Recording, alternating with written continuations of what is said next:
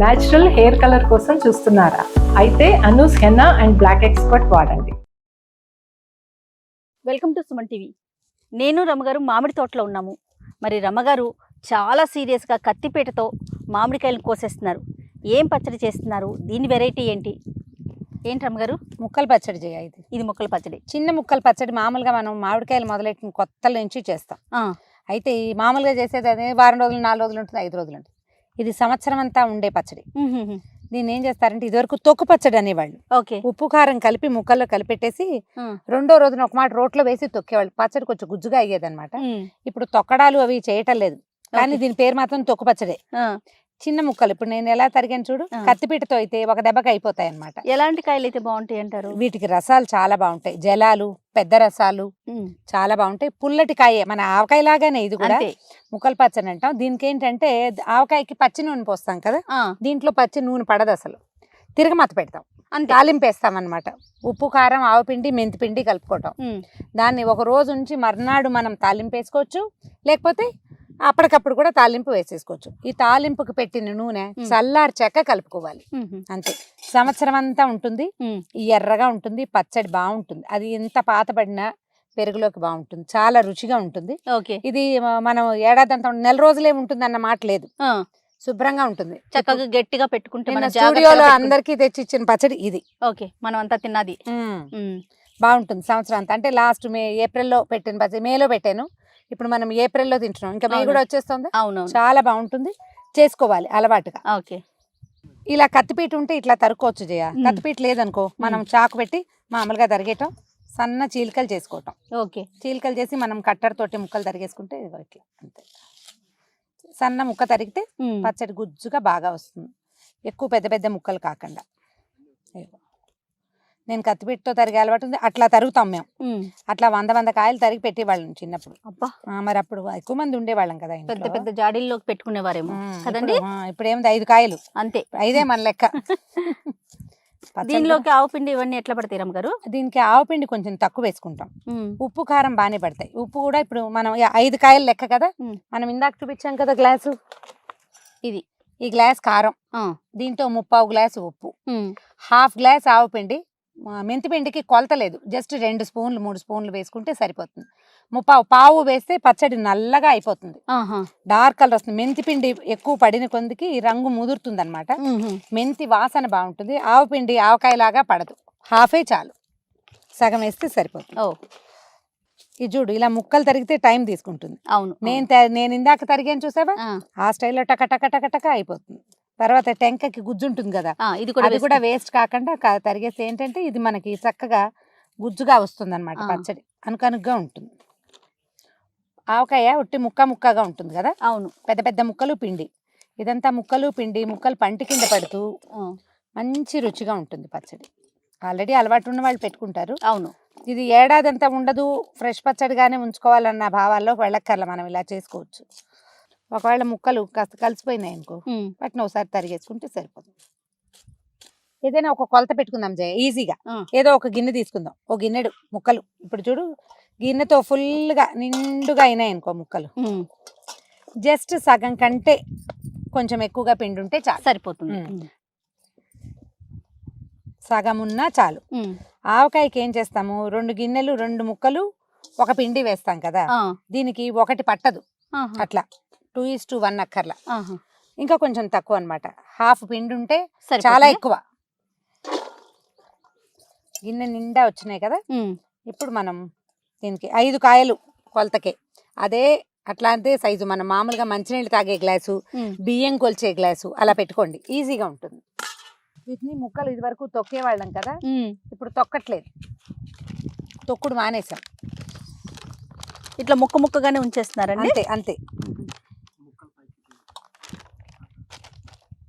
నిండా వద్దు, గ్లాస్ నిండా కారం వద్దు, కొంచెం తగ్గించాను చూడు, తలకొట్టి కంటే తక్కువ. తలకొట్టి అంటే కొంచెం ఇక్కడ దాకా కదా, సమానంగా, దానికంటే తక్కువ. ఓకే, సగానికి ఆవపిండి. ఈ ఆవపిండిలో ఏం చేయాలంటే, మెంతులు దోరగా వేయించుకోవాలి జయ. దోరగా వేయించేసి మెంతులు పొడి చేసి పెట్టుకోవాలి. మెంతి పొడి ఎప్పుడు కూడా ఎండాకాలం మెంతులు వేయించి పొడి చేసి పెట్టుకుని మజ్జిగ అన్నంలో వేసుకుని తింటే అంత పొడి, పెద్ద రుచి తేడా తెలిసేది ఏముండదు. బాగా చలవ చేస్తుంది. ఈ పచ్చడికి మెంతి పిండి బెస్ట్ బెనిఫిట్ అన్నమాట. ఇది ఓకే, జస్ట్ ఒక మెంతి పిండి రాగానే వాసన వాసన చూడండి, వచ్చేస్తుంది. ఒక 2 స్పూన్లు అంతే సరిపోతుంది కదండి. ఇదంతా కలిపి మనం కారం కంటే తక్కువే ఉంది చూడు. అవును, అట్లా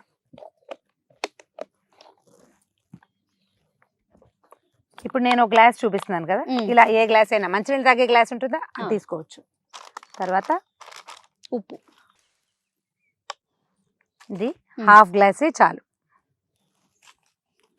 సగానికి. ఓకే, సరిపోతుంది. ఓకే, మనం 2వ రోజు లేదా 3వ రోజు ఒకసారి పచ్చడి మొత్తం తిరిగేస్తాం కదా, తిరిగేసినప్పుడు 3వ రోజు పొద్దున్నే చూసుకోండి. ఎక్కువ రోజులు పెట్టాక చూడకూడదు. 3 రోజులు 3rd డే మార్నింగ్ మనం పచ్చడి తిరగేసేసి చూసుకోవాలి. అండ్ కొంచెం పసుపు, 1 స్పూను పసుపు. ఓకే, మొత్తం ఒకసారి గుచ్చెత్తేసి ఇంకా ఇందులోకి మెంతులు కానీ ఇంక ఏవి వెళ్ళవు, చాలు ఈ సరిపోతుంది. ఇందులో వేసుకునే ఉప్పు అయోడైజ్డ్ సాల్ట్ కాకుండా రాళ్ల ఉప్పుని ఎండలో పెట్టి గ్రైండ్ చేసేసుకుని వాడుకోండి. ఈ ఉప్పు అంటే మనం రాళ్ళు ఉప్పు వేసామనుకో ఉప్పు కారు తెలీదు. అవునవును, వీటికంటే ఉప్పు ఎందుకు తక్కువ వేసాము అని ఒక జనరల్ డౌట్ వస్తుంది. ఉప్పు బరువు ఎక్కువ ఉంటుంది అవును వీటికంటే, అందుకని ఉప్పు ఎప్పుడు కొలత తక్కువే పడుతుంది. మనం కొలుచుకునేటప్పుడు ఉప్పు తక్కువ పడుతుంది. వేసుకుని మనం 3వ రోజున చూసుకుని ఉప్పు సరిపోయిందా లేదా చూడాలి. ఉప్పు కనుక చాలకపోతే ఊరగాయ నిలవ ఉండదు, బూజు వచ్చేస్తే వాసన మారిపోతుంది. ఏ పచ్చడికైనా ఉప్పు మాత్రం కొంచెం ఒక్క రవ్వంతే నిల్వ పచ్చళ్ళు కదండి.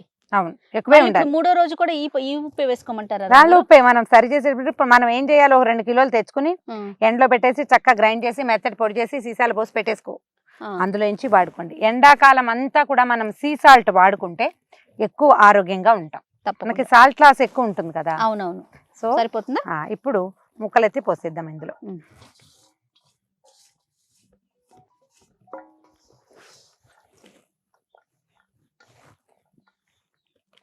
అంతే, ముక్కలు కలిపేసుకోవటమే.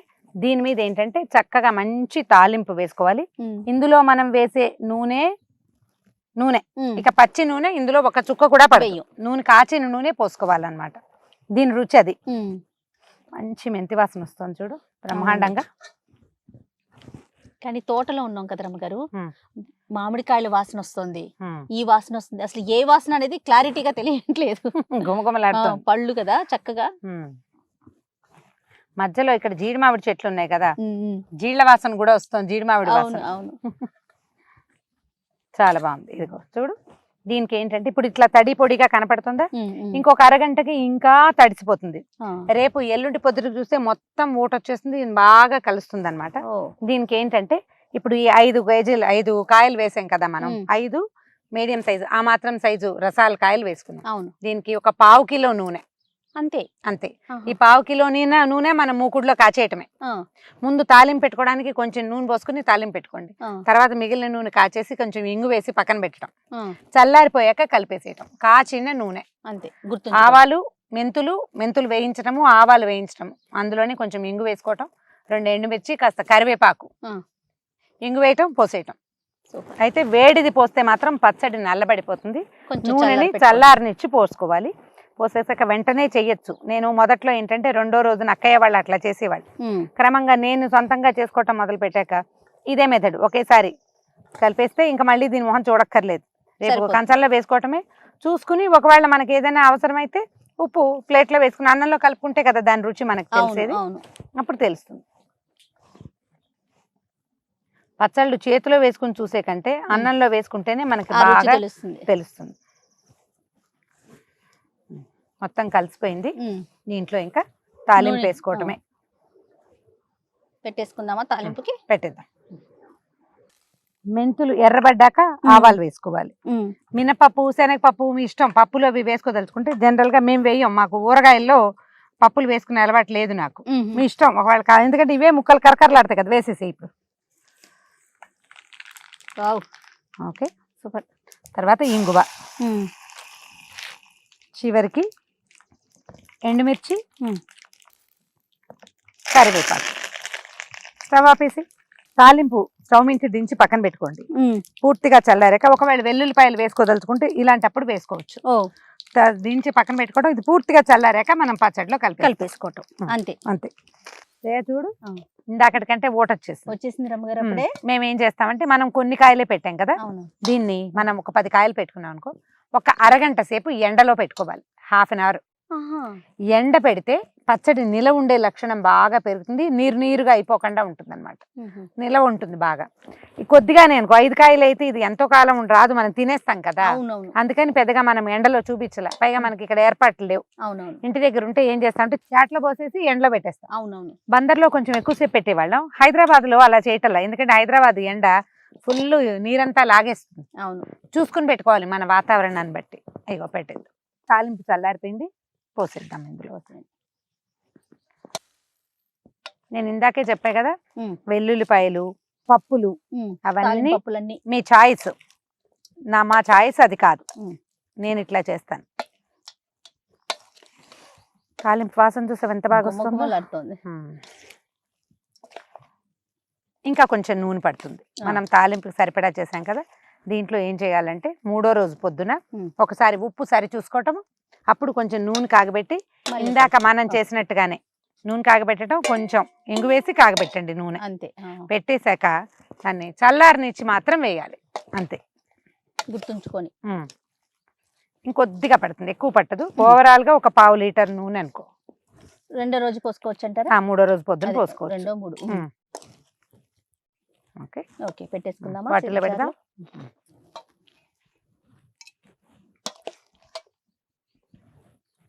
ఇప్పుడు ఇలా కొంచెం సుద్దలా ఉంది. అవును. ఇంకొక 2-3 గంటలు గడిచేసరికల్లా ఈ ఊటంతా బయటకు వచ్చేస్తుంది. మ్మ్. చక్కగా లూజ్గా అవుతుంది పచ్చడి, బాగుంటుంది. ఏం చేస్తామంటే ఈ పచ్చడి కలిపిన బౌల్లో కొంచెం కొద్దిగా ఉంచి అన్నం వేసుకొని కలుపుకుంటే బాగుంటుంది. ఆవకాయలో ఏంటంటే ఊరదు, అవునవును. సర్రం అంటుంటుంది. ఇది కొంచెం ఒక అరగంట అయిపోయేసరికల్లా ఊరుడు మొదలైపోతుంది. చిన్న ముక్కలు కదా, అవునవును. అని చేద్దాం. సరేనా? ఓకే, మూత పెట్టేద్దామా? అంతే. వాసన కట్టి ఉంచుకోవచ్చు.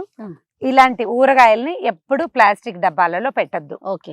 గ్లాస్ బాటిల్ కానీ, ఇవి కొనుక్కోవాలనే ఏం లేదు, మనకి హార్లిక్స్ బాటిల్స్ వస్తాయి, పిల్లలకి బూస్ట్ బాటిల్స్ కొంటాం, తేనె సీసాలు, జామ్ సీసాలు ఉంచుకోండి. వస్తాయి పాల సీసాలు అంటే సన్నగా వస్తాయి, మనకి మూతి సన్నగా వస్తుంది. వెడల్పాటి దాంట్లో పెట్టుకుంటే ఈజీగా ఉంటుంది.